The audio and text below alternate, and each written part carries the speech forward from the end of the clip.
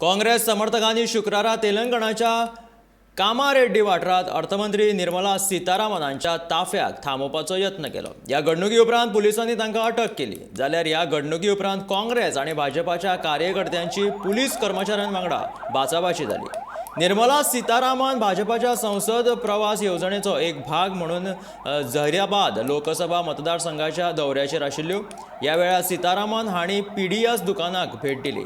ह्या भेटी दरम्यान नागरी पुरवठो विभाग तशेंच जिल्लो अधिकाऱ्याच्या कार्यालयाच्या अधिकाऱ्यांक तिणें प्रधानमंत्री नरेंद्र मोदी हांचो फोटो पीडीएस दुकानात कित्याक लावंक ना असो प्रश्न केलो।